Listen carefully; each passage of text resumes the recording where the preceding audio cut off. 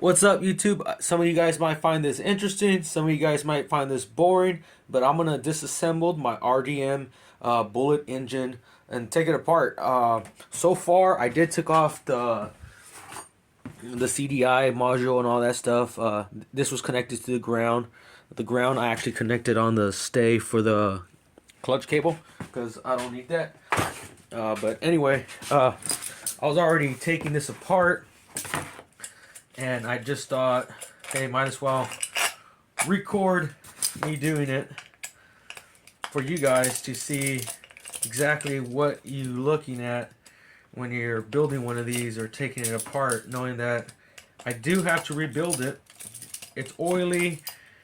That's one factor, but it's really dusty as well. If you look at all that dirt, it's because it mixed with the oil, the dirt and oil. Not sure. Is that a good angle? Oh yeah, it kind of is a good angle actually. Cool. And I'm just gonna try to do filler talk while I'm doing this. So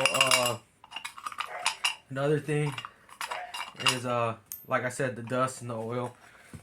Take your time taking this part off. Okay, you can see it's kind of scraping right here. Not that much. Not bad. The inside looks clean. You can see looks pretty nice. I'm gonna take off the actual coil right here. There's one washer in the back and one washer in the front, and I'll show it to you right now as soon as I take this off.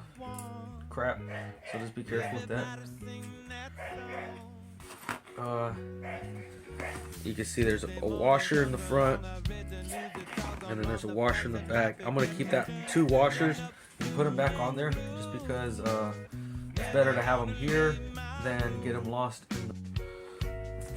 Alright, well, I guess my video stopped. I have to clean some memory, but luckily I stopped while I was removing the intake. You can see I see, yep, pretty good. Actually, these reeds are V-Force 3 reeds, but these are actually I think fake ones I bought on eBay for about $25, $27.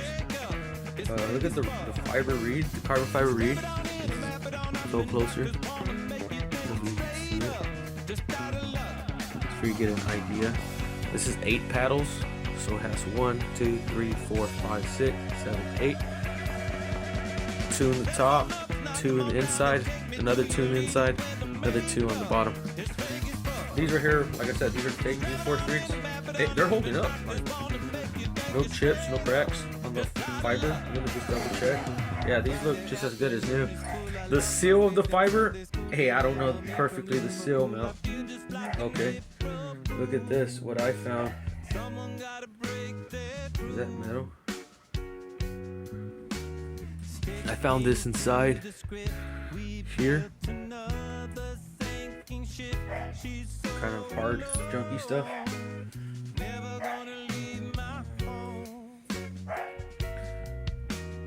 That could have been, you know, something to do with something. I would use like a shop rag, those little blue shop rags, but I'm fine with using a microfiber towel. As long as I don't get none of those little fibers in our engine, anywhere basically what I could start doing now is actually splitting the case. So I never split one of these bullet cases. I hear it's kind of hard, especially when it comes down to the gasket sealer that they use to close up these cases. And I do have to remove, like I said, the magnet and the sprocket here. So, okay, I guess the correct size is 1/2 inch or 13mm. That's what I'm using. I'll probably do this off camera, make it easy for me without the camera. Because definitely on the camera you're gonna make mistakes, and you probably wouldn't do that because you're kind of in a rush to just get the footage. But yeah, you can see the gear. There's some wear in it, but overall it's still good gear. Right here looks good. It's a little bit of wear. Probably should put up that first. There's lots of ways you can probably do it.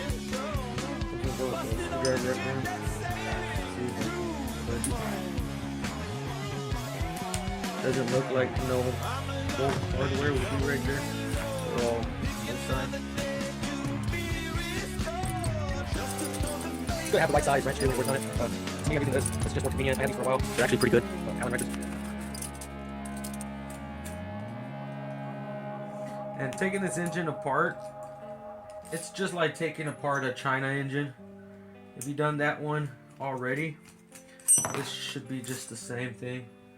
But it's good to have a video to reference. These bolts, they all so far are all the same. Good or bad, they're all the same. Oh, coming to the first two bolts that are different. These bolts are different from all the other ones, which are a little longer. They have this like spacing right here. So the shorter ones are for the front engine stubs, engine mount, whatever. Except these two here are the short ones. Now, the part of splitting the engine cases. I believe Smolik has this new engine case where there's just like a little piece cut out right here where you could actually stick a screwdriver in here and then twist, pry open the engine case. It doesn't seem like this engine case here has anything like that. I found a way to split this case, or I'm splitting it as I'm speaking. I use this real thin screwdriver, really thin. I found a place where the seal doesn't really matter. It's about this engine mount right here. I stuck it in a little gap and gave it some love taps.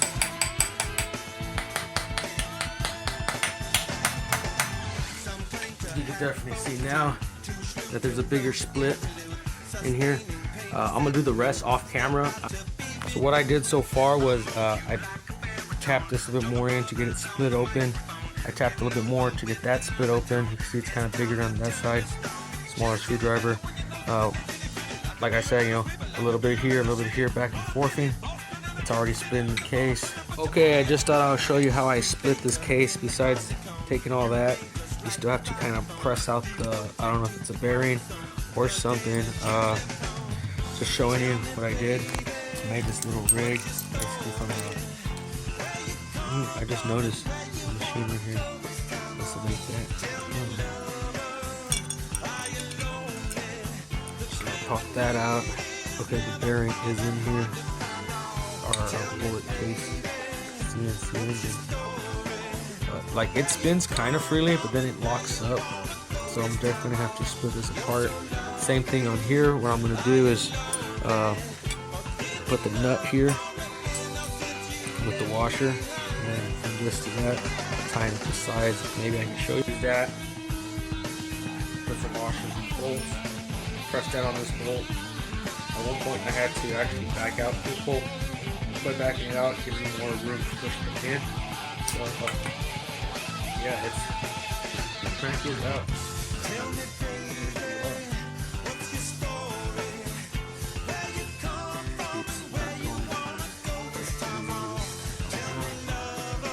Supposed to. I'll figure out exactly what's wrong with this crank. That's definitely not going to be here in the video, just because it's easier when you're off camera. Like right here, it's spinning kind of freely. Look at that.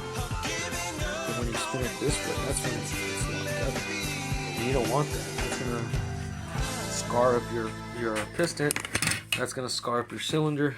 You don't want that. So you could see it had a lot of heat on here. A lot of heat on here. So I think it just gotta replace that bearing. The rod, it's slightly tweaked, but it's not that bad. I think it's got to replace that bearing. I'll press it out, replace the bearing. If I have to put new bearings in here, I'll put new bearings. One Well, I got my engine apart. This bearing spins really smooth. You can see it's been well lubricated thanks to this hole right here that lubricates these bearings. This one, it's also pretty smooth.